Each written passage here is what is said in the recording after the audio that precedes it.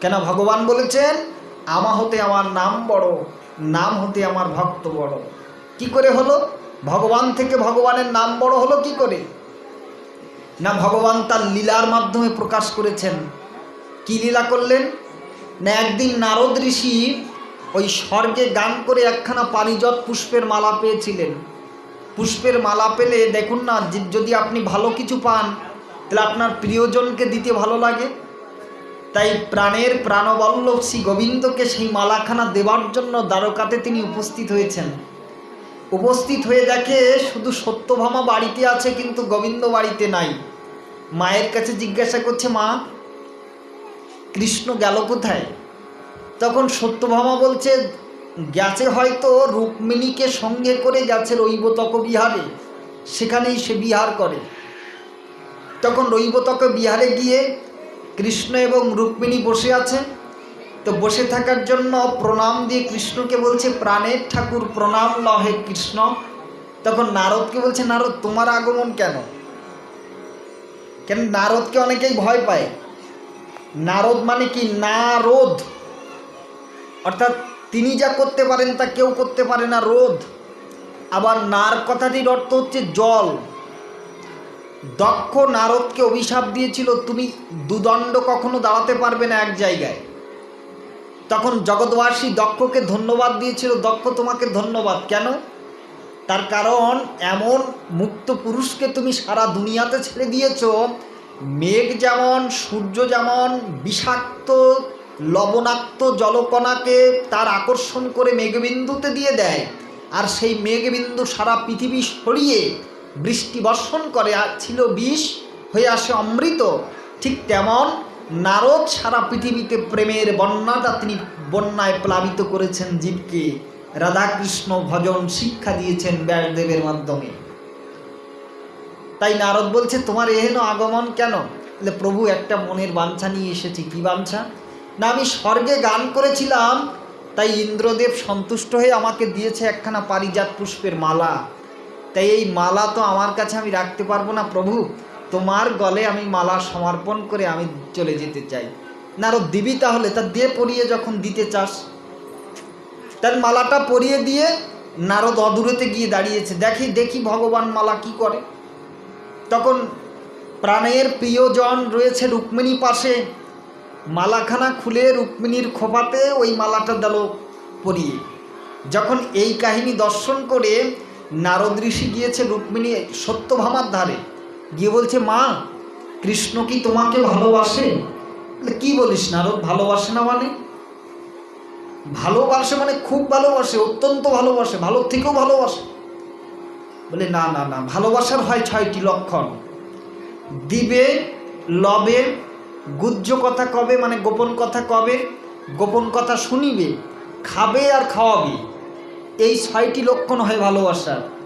আমি অনেক সাধনা করে গান করে একখানা পারিজাত পুষ্পের মালা আমি গোবিন্দের গলায় পরিয়ে দিয়েছিলাম। ভেবেছিলাম মা সত্যভামা বোধহয় কৃষ্ণ গোবিন্দ মাধব আমার ওই মালাখানা এনে তোমার গলে পরিয়ে দেবে। তা না করে পাশে ছিল রুক্মিণী, তার খোপাতেই সে মালাটা জড়িয়ে দিল।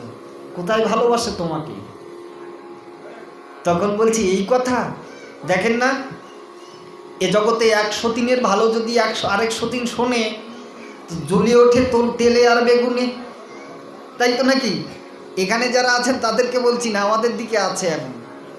এখানে মায়েরা খুব ভালো নীরবে হরিকথা শ্রবণ করছে। তখন সত্যভামা বলছে, কান্নাকাটি করছে। বলে, মা তুমি কান্নাকাটি করো না, তুমি যদি চাও তাহলে কৃষ্ণকে আমি তোমার করে দিতে পারি। বলে, তাই? বলে, হ্যাঁ, কৃষ্ণ আমার হয়ে যাবে। একটা ফুলের মালা দিয়েছে রুক্মিণীর খোপাতে, তাতে কি হয়েছে? তুমি যদি চাও তাহলে ওই পারিজাত পুষ্পের বৃক্ষ এনে তোমার দ্বারদেশে রোপণ করিয়ে দিতে পারি। বলে, তাই? হ্যাঁ, কি করতে হবে? বলে, যজ্ঞ করাতে হবে, বিশাল যজ্ঞ। ঠিক আছে, যজ্ঞে এই লাগবে, এইভাবে যজ্ঞ করতে হবে। আচ্ছা ঠিক আছে, যজ্ঞ তো কে করাবে? আমি করাবো।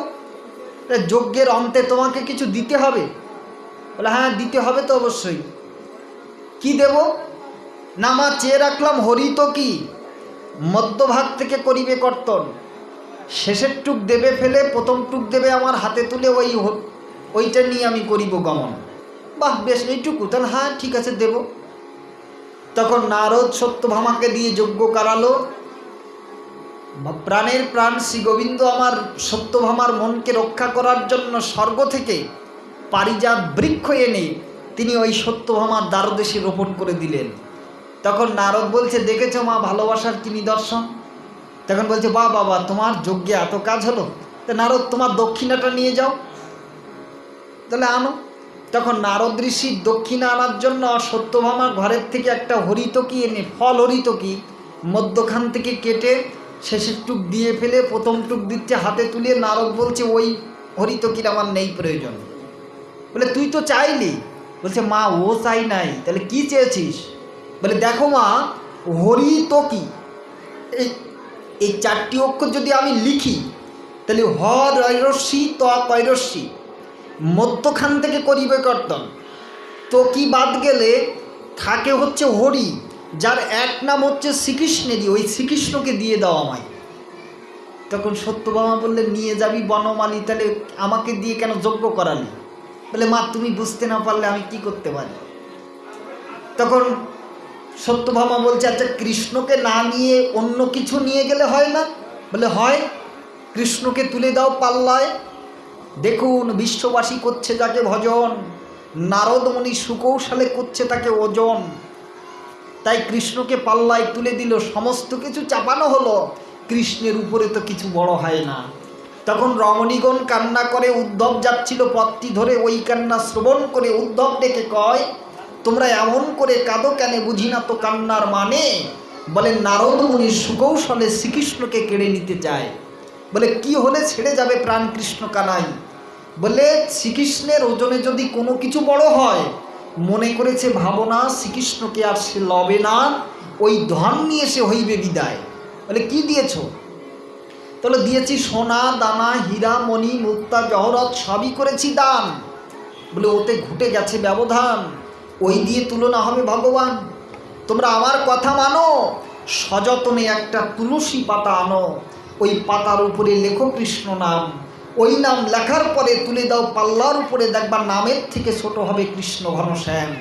যা হতে তিনি বলেছেন, আমা হতে আমার নাম বড়, নাম হতে আমার ভক্ত বড় হয়। এ কথা তো স্বয়ং কৃষ্ণ দিয়েছে পরিচয়। যখন মনের আশা নিয়া তুলসী পাতা তুলিয়া, নয়নের জল আর কাজল দিয়া, কাজলা কালি করিয়া আজ কৃষ্ণ নাম লিখিয়া যখনই পাল্লায় তুলিয়া দিল, সবাই চেয়ে দেখলো তাই, নামের উপরে আর কৃষ্ণ নাই, নামের জন শ্রেষ্ঠ হয়ে গেল। প্রেমানন্দে ভক্তবৃন্দে নিতাই গৌর সীতারাত্রি, প্রেমানন্দে হরি হরি বল।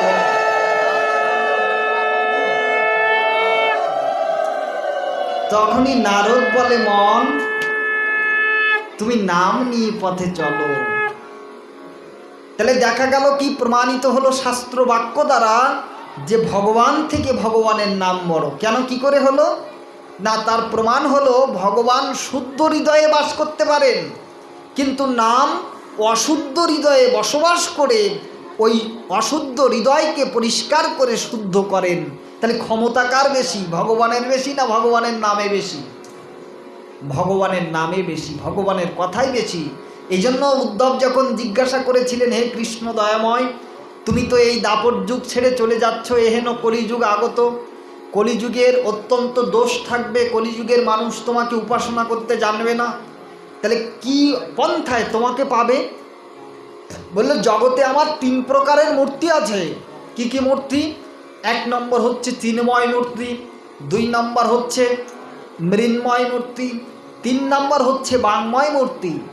চিন্ময় মূর্তি স্বরূপ কি হবে না? চিন্ময় মূর্তি স্বরূপ হবে তিনি সচ্চিদানন্দ বিগ্রহ, তার ভিতরে সৎ, চিৎ এবং আনন্দ। এই আমাদের মানব দেহকে যদি কাটাছেঁড়া করা যায়, তাহলে 3টে জিনিস পাওয়া যাবে। কয়েক লিটার রক্ত পাওয়া যাবে, 206খানা হাড় পাওয়া যাবে, আর কয়েক কেজি মাংস পাওয়া যাবে। এই তো ঠিক তেমনভাবে ভগবানকেও যদি বিশ্লেষণ করা যায়, তাহলেও 3টে জিনিস পাওয়া যাবে। কি কি পাওয়া যাবে? একটা সৎ পাওয়া যাবে, দ্বিতীয়টা চিৎ পাওয়া যাবে, তৃতীয়টা আনন্দ পাওয়া যাবে। তাই বলছেন, সদাংশে সন্দেনী, আনন্দ অংশে লাদিনী, চিদাংশে সম্বিত যারে জ্ঞান করি মানি।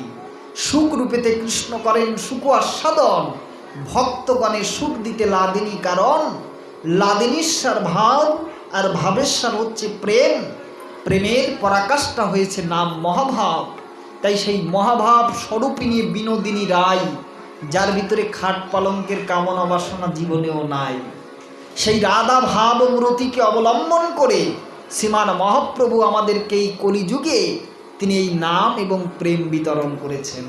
তাই চরিতামৃতে ছিল শ্রীযুক্ত কবিরাজ গোস্বামী কলম দিয়েছেন, বললেন চিরকাল নাহি করি প্রেম ভক্তি দান, ভক্তি বিনা ত্রিজগতে নাহি অবস্থান। সকল জগতে মোরে করে বিধি ভক্তি, কিন্তু বিধি ভক্তি ব্রজভাব পাইতে নারে শক্তি। বিধি ভক্তিতে ভক্ত ভজন করিয়া চতুর্বিধ মুক্তি পায় বৈকুণ্ঠেতে যাইয়া। চতুর্বিধ মুক্তি কি কি? না শাষ্টি, সারূপ্য, সামীপ্য, সালোক্য, সাযুজ্য, নালয় ভক্ত, যাতে ব্রহ্মৈক্য।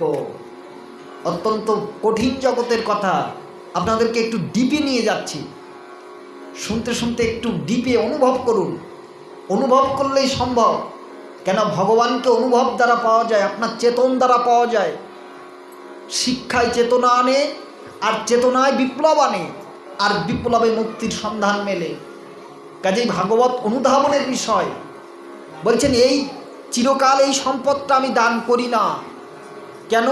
সত্য যুগে দান করি নাই, ত্রেতা যুগে দান করি নাই, দাপর যুগে দান করি নাই, আবার কলিযুগেও দান করি নাই। তবে বৈবশত মন্বন্তরের অষ্টবিংশ কলিকালে আমি যা দান করেছি, আর এই ব্রহ্মার একদিনের ভিতরে আমি সে সম্পদ কখনো দান করি না।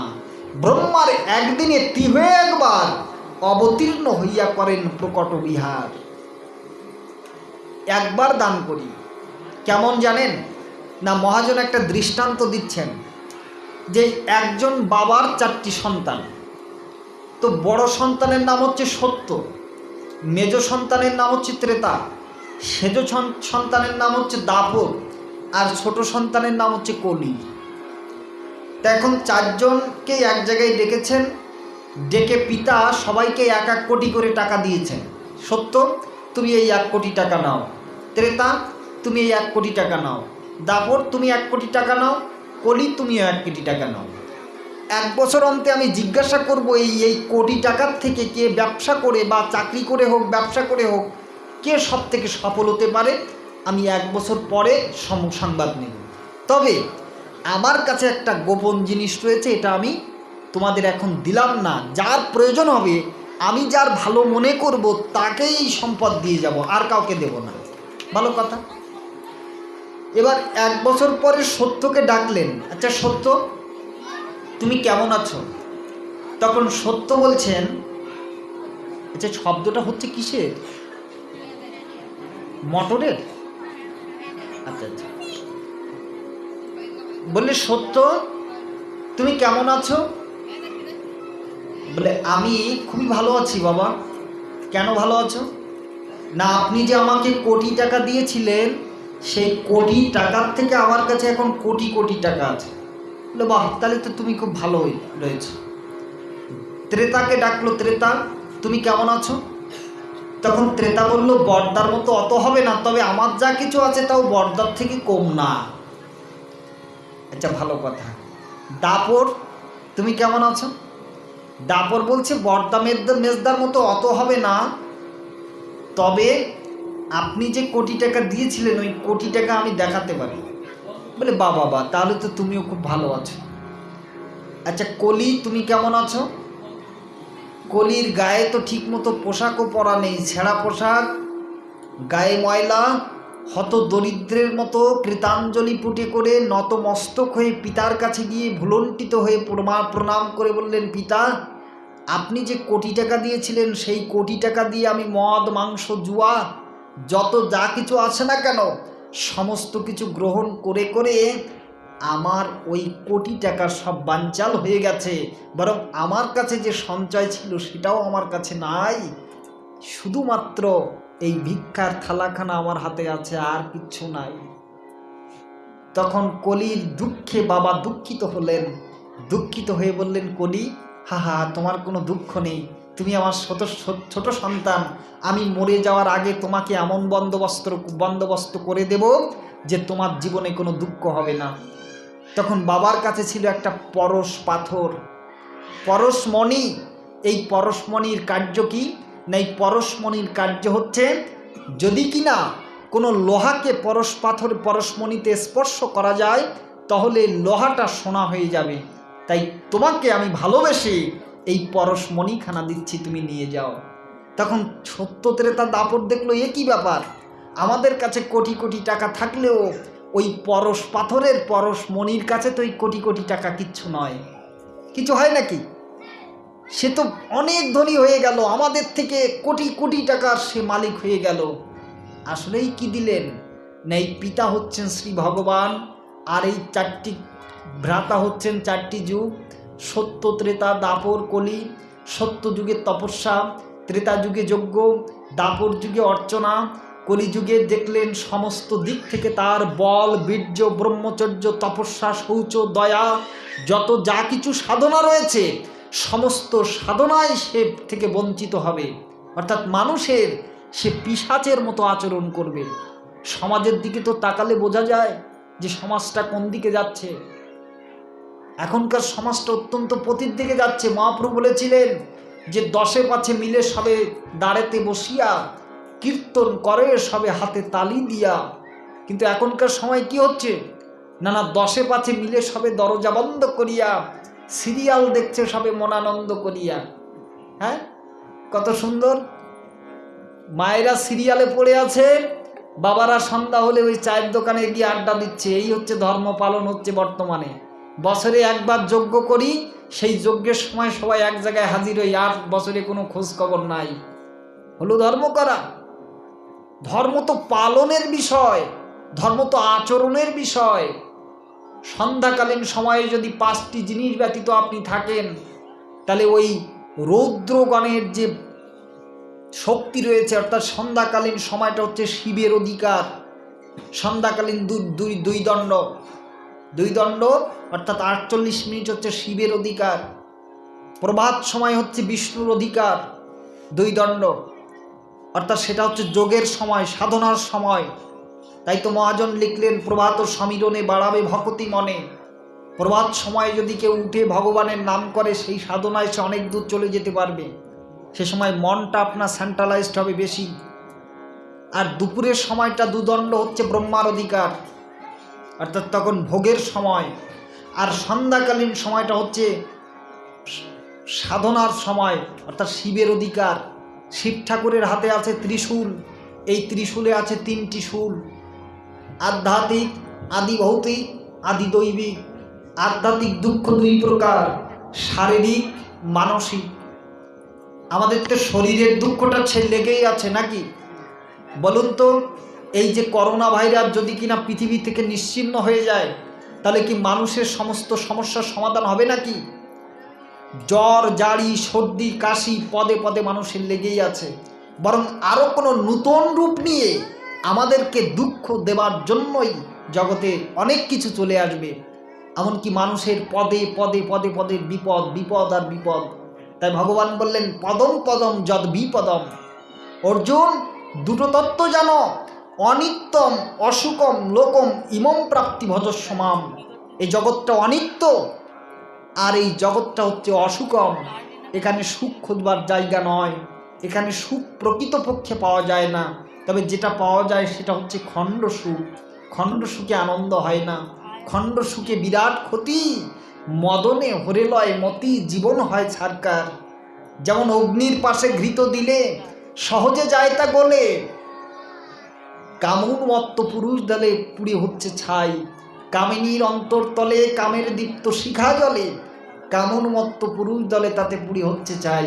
এজন্য বলছে, মানুষ মেতে ভোগ বিলাসে যাচ্ছে কাম নদীর তরঙ্গে ভেসে। কি উদ্দেশ্যে ভবে আসে ভুলে যায় সে জ্ঞান। সুদিন একবার চলে গেলে সাধন কি হয় বৃত্ত হলে। তাই কোন বসিয়া নৌকা খুলে সাধু হয় সাবধান। বৃদ্ধকালীন সময় কি আর ধর্ম করার সময়? কখনো নয়। কেন, শৈশবকালে কৃষ্ণ ভজে কৃষ্ণ পাবার লাগি, যৌবনকালে কৃষ্ণ ভজলে কৃষ্ণ আসে যায়, আর বৃদ্ধকালে কৃষ্ণ ভজে জমের তাড়নায়। বৃদ্ধকালে কি ভজন হবে? 2 ঘন্টা বসে থাকতেই তো হাত পা ব্যথা লেগে যাবে, মাজা খেল লেগে যাবে, বসতেই পারবেন না। এই জন্য দেখেন মহাজন বললেন, পদ দিলেন, পৌষে যেমন ভাটার টানে নদীর জল শুকায়ে আনে, ডিঙি নৌকায় কত জনে করে পারাপার, কিন্তু মাঝি কেমন বুঝতে হলে নদী যখন জোয়ার জলে ওঠে ফুলে, তখনই তরঙ্গে হাল ঠিক থাকিলে কেরামতি তার।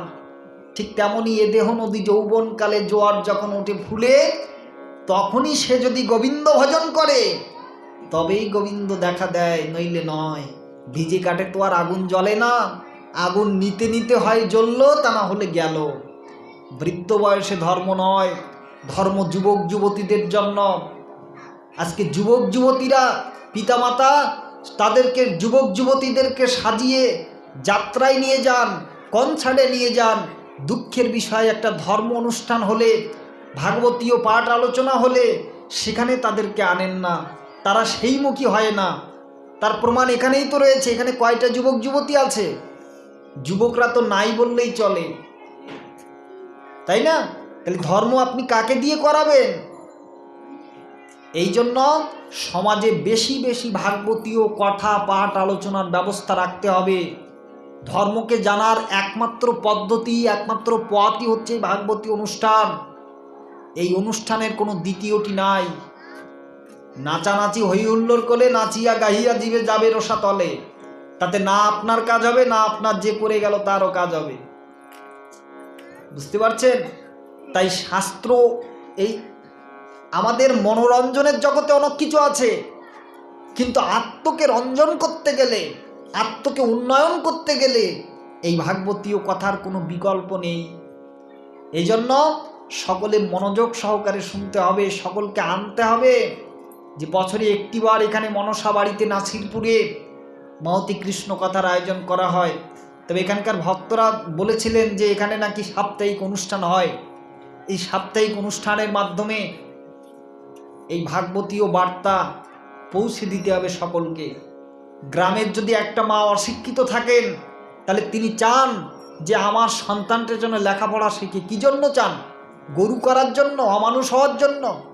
না, তা তো নয়। মানুষ যেন হয়, কিন্তু সে কি মানুষ হতে পারে? জাগতিক শিক্ষা যা কিনা সে লাভ করছে, সেই শিক্ষার মধ্যে মানুষ হওয়ার শিক্ষাটা প্রায় স্কুল প্রতিষ্ঠানে দেওয়া হয় না। মানুষ হওয়ার শিক্ষাটা রয়েছে গীতার মধ্যে, ভক্তি করার শিক্ষাটা রয়েছে ভাগবতের মধ্যে। এইগুলো যদি তার শিক্ষা না থাকে, তাহলে এই সমস্ত করে সব বৃথা হয়ে যাবে। এই জন্য অনুরোধ রাখছি, ওই সন্ধ্যাকালীন সময় টিভিগুলো বন্ধ রেখে একটু সন্ধ্যা বন্দনা করবেন। সন্ধ্যা মানে কিন্তু ওই ঠাকুর ঘরে চিনি দিয়ে উলু দেওয়া নয়। সন্ধ্যা মানে সন্ধ্যা বন্দনা। সন্তানকে নিয়ে বসবেন সেখানে, তার পড়াশোনা, সন্ধ্যাকালীন সময় কোনো পড়াশোনা নেই, সেখানে তাকে শেখাবেন গুরু প্রণাম, কৃষ্ণ প্রণাম, গীতা ভাগবতের শিক্ষা। যদি এগুলো তাকে শেখাতে পারেন, তবেই আপনার ধর্ম তত্তর করে এগোবে। কিন্তু আমরা বাঙালিরা হয়েছি কি জানেন? কবি তো বলেছিলেন, সপ্তকোটি সন্তানের ওহে বঙ্গ জননী, রেখেছ বাঙালি করে মানুষ করনি। আমরা বাঙালি হয়ে আছি, বাঙালি তো সবাই, মানুষ হতে চেষ্টা করিনি। কিন্তু আজকে বিদেশিদের দিকে তাকান, তাদের কাছে টাকা আছে, তাদের কাছে টেকনোলজি আছে, প্রযুক্তি আছে, সে সমস্ত তারা অনিয়া পায়ে ঠেলে দিয়ে তারা ভারতবর্ষের বৈদিক সংস্কৃতিতে তারা নিজের সাহিত্যকে চর্চা আঁকড়ে ধরেছে। এটাই শান্তি রয়েছে, পরা শান্তি রয়েছে। সেই শান্তির চাবিটা আমাদের কাছে নাই। চাবিটা আমরা ফেলে এসেছি কোথায় জানেন? না, 4 বন্ধু গেছে আমোদ প্রমোদ করার জন্য ওই আমেরিকা শহরে, আমোদ প্রমোদ করবে বলে। তা আমোদ প্রমোদ করবে বলে আমেরিকা শহরে তো গেছে, তা বললে কি কোথায় আর থাকবো, ওই 100 তলার উপরে ভাড়া নিল। তো 100 তলার উপরে ভাড়া নিয়ে বললে চলো যাই দিনের বেলা ঘুরে আসি। তো দিনের বেলা ঘুরতে গেছে, ঘুরে ঘুরে সন্ধ্যার সময় সব কিছু দেখে এসে সন্ধ্যার সময়ে হোটেলে তারা ফিরে এলো। ফিরে আসলে কি হলো? আমেরিকাতে যা হয় না তাই ঘটে গেল। কি সেটা? না, লোডশেডিং। আচ্ছা বলুন তো, যদি লোডশেডিং হয় তাহলে 100 তলার উপরে কি হেঁটে যাওয়া সম্ভব? সম্ভব না তো। তাই 4 বন্ধু 4 জন আলোচনা করছে, আচ্ছা বন্ধু, যদি আমরা একে অপরের দুঃখের কথা বলি, দুঃখের কথা বলতে বলতে যদি সিঁড়িগুলো পার হই, তাহলে আমরা উঠতে পারবো, নইলে নয়। ঠিক আছে, প্রথম বন্ধু তুমি শুরু করো। বলে আমার জীবনে যা দুঃখ তা বলে শেষ করা যাবে না। জীবনে দুঃখ বলতে বলতে বলতে বলতে 25 তলায় উঠে গেল। দ্বিতীয় বন্ধু দুঃখের কথা বলা আরম্ভ করলো। দ্বিতীয় বন্ধু দুঃখের কথা বলতে বলতে তার সে 60-65 তলা উঠে গেল। এবার তৃতীয় বন্ধু দুঃখের কথা বলতে শুরু করলো। বলে এ দুজনের দুঃখের থেকে আমার দুঃখ খুব প্রবল। বলতে বলতে বলতে বলতে 98 তলায় উঠে গেল। উঠে গিয়ে এবার প্রথম বন্ধুর কাছে বলছে, চতুর্থ বন্ধুর কাছে বলছে, আচ্ছা এবার তুমি বলো তোমার দুঃখের কথা কি? বললো আমার দুঃখের কথা তোমাদের সাথে বলবো না। বলে কেন? যদি আমার দুঃখের কথা যদি তোমাদের সাথে বলি, তাহলে তোমরা একেবারে ধূপ করে অজ্ঞান হয়ে যাবে। বলে না না, বলতে হবে।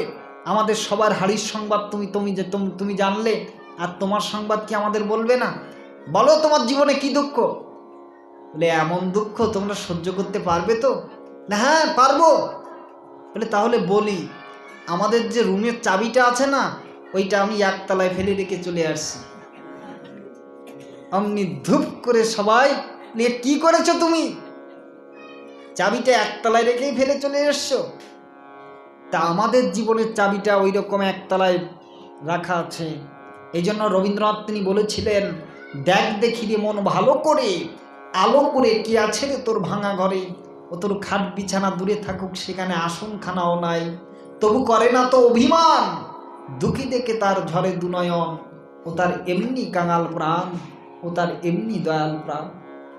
এমনি দয়াল কাঙাল প্রাণ যে কিনা, তাকে যিনি ডাকেন তাকেও তিনি বাঁচিয়ে রেখেছেন, আবার তাকে যিনি নাও ডাকেন তাকেও তিনি বাঁচিয়ে রেখেছেন। তিনি কি চান আমাদের কাছ থেকে? না জগতে আনন্দ যজ্ঞের তোমার নিমন্ত্রণ, ধন্য হলো মানব জীবন, তোমায় যজ্ঞে দিয়েছি ভার, বাজাই আমি বাঁশি। তাই তো গীতাঞ্জলি, যে গীতে জগত মুগ্ধ, জগত সৃষ্টি, জগত লীলা, আনন্দময়ের আনন্দ লীলা, জীব হচ্ছে সেই লীলার সাথী। তোমার মাঝে আমার লীলা হবে, তাই তো তুমি এসেছো এইভাবে। আমরা ভগবানের লীলাকে পুষ্ট করবার জন্যই জগতে এসেছি সবাই। কিন্তু সেই লীলায় যদি আমরা অংশগ্রহণ করতে না পারি, তাহলে জীবনে শুধু যাওয়া আসা হয়ে গেল। তাই কলিকে বলছে, কলি তোমাকে দিয়ে দিলাম এই যে পরশ পাথর মণি, এই মণি নিয়ে তুমি চলে যাও, তোমার আর জীবনে কোনো দুঃখ কষ্ট হবে না। কারণ তোমাকে যদি টাকা দিই, তাহলে তুমি সেটা খরচ করে নষ্ট করে ফেলবা, কিন্তু তুমি এই মণি কয়টা খরচ করবা? প্রতিদিন তুমি যত কিনা লোহা স্পর্শ করাবা, সব সোনা হয়ে যাবে, তোমার রাত জীবনে কোনো কষ্ট রইল না। ঠিক ভগবান এই কলিযুগের দুঃখটা দেখে তিনি একটা মণি দিয়েছেন জগৎ জীবের কাছে। কিসে মণি? না নাম ও চিন্তামণি কৃষ্ণ চৈতন্য রস বিগ্রহ, পুণ্য শুদ্ধ নিত্য মুক্ত ভিন্নাত্মা নাম নামিন, নিতাই গৌর প্রেমানন্দে গৌর হরি হরি গৌর।